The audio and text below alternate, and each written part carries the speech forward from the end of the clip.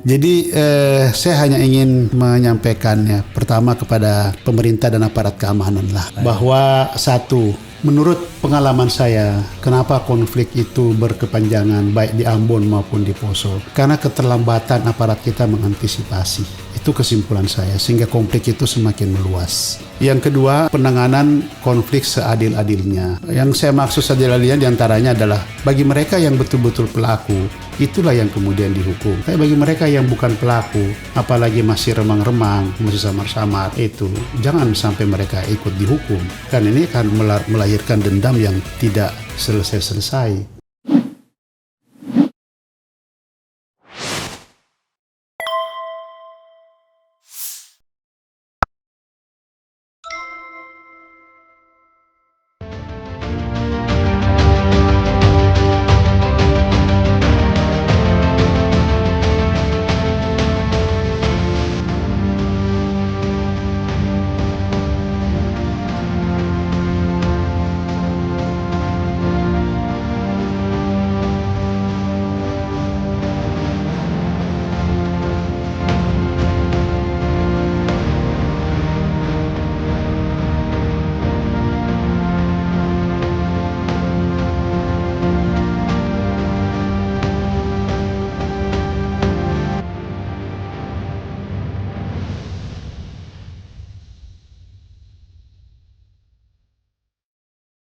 Oke, Daeng, banyak sekali yang sudah di-share gitu ya. Mudah-mudahan ini memberikan pembelajaran bagi kita. Kira-kira apa yang mau disampaikan sebagai last word, last statement dari? Iya, baik. Jadi saya hanya ingin menyampaikannya pertama kepada pemerintah dan aparat keamanan lah. Oke, boleh ke sini, Daeng. Bahwa satu, menurut pengalaman saya, kenapa konflik itu berkepanjangan baik di Ambon maupun di Poso? Karena keterlambatan aparat kita mengantisipasi. Itu kesimpulan saya, sehingga konflik itu semakin meluas. Ya, ada keterlambatan di dalam melakukan antisipasi. Yang kedua, ya tentu ada kesan di lapangan yang kadang kurang baik, yaitu keseimbangan, ya, keadilan antara korban, ya, dengan pelaku terhadap pelaku dari pelaku kerusuhan itu sendiri pada saat itu. Nah, satu contoh kasus misalnya, kenapa Tolikara itu tidak berkembang konfliknya, padahal itu cukup mengerikan, ya, pembakaran masjid dan sebagainya, sama dengan kasus yang terjadi di Ambon pada awalnya. Karena aparat kita dari TNI, kepolisian cepat berada di sana. Tapi ketika Poso dan Ambon, saya melihat sendiri bahwa ada keterlambatan aparat kita mengantisipasi tersebut. Nah, karena itu saya sangat mengharap pada seluruh aparat kita, ya, TNI maupun Polri, jika terjadi konflik seperti ini, maka cepatlah mengantisipasi konflik tersebut, meredam konflik tersebut, cepat berada di lokasi agar supaya konflik tidak semakin meluas itu. Yang kedua, penanganan konflik seadil-adilnya itu. Nah, yang saya maksud seadil-adilnya diantaranya adalah bagi mereka yang betul-betul pelaku, itulah yang kemudian dihukum. Tapi bagi mereka yang bukan pelaku, apalagi masih remang-remang, masih samar-samar, itu jangan sampai mereka ikut dihukum. Kan ini akan melahirkan dendam yang tidak selesai-selesai itu. Saya tidak menunjuk diri saya, misalnya saya dihukum dan dituduh teroris dengan berbagai macam tuduhan-tuduhan tersebut, ya, seperti pembukaan tadi itu. Tetapi itu salah satu contoh, ya kan, bahwa saya tidak pernah melakukan tindakan-tindakan terorisme di Indonesia ini. Itu. Saya terlibat dalam kedua konflik tersebut sebagai misi kemanusiaan, ya kan. Kalau dalam misi kemanusiaan kemudian ada indikasi saya terlibat dalam perang, ya saya kira tidak bisa kemudian divonis kalau saya kemudian ikut di dalam peperangan tersebut. Itu karena kadang kita harus menghindar juga, bersembunyi juga di tengah-tengah orang yang berperang itu, ya, untuk menghindari sampai dikena peluru nyasar dan sebagainya itu. Tapi saya sendiri sampai saat ini kemudian tidak pernah terlibat di dalam peperangan itu. Yang lain, misalnya saya terlibat di dalam perjanjian Malino misalnya. Apakah ini tidak cukup kuat? Ada satu alasan kalau saya ingin adanya rekonsiliasi antara Muslim dan non-Muslim. Dan ini bukan tindakan teroris. Teroris tidak menghendaki perjanjian Malino itu jadi. ya, tapi kami berusaha bekerja keras ketika itu bagaimana agar supaya perjanjian Malino ini bisa terwujud itu. Nah, itu ya. Ya, kemudian apa yang menimpa diri saya di Filipina misalnya, saya kira semua bisa melihat apa yang dituduhkan pada kami itu sesuatu yang dibuat ya.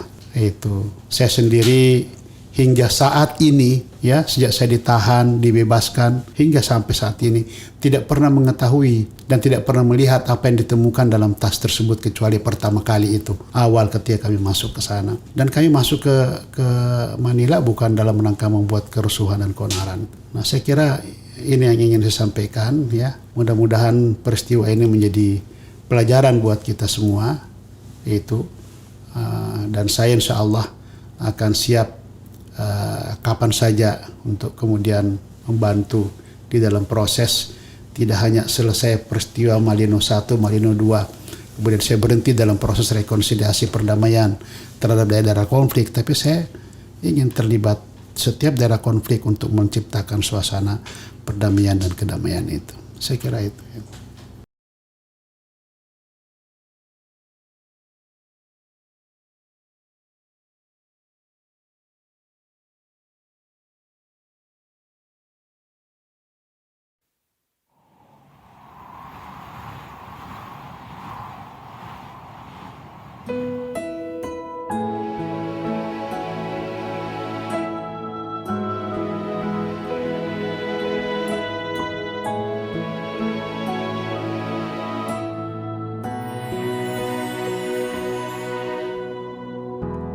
Ketika matahari hanya di atas kepala, panas melelehkan padang yang luas, tak ada naungan, tapi Engkau pemimpin adil. Tuhan memberi kabar gembira. Setiap manusia adalah khalifah di muka bumi ini, tapi Engkau khalifah dari khalifah. Kau dinaungi, Kau diselamatkan, oh, dari hari pembalasan. Engkau bisa bawa mata air kebaikan bagi manusia.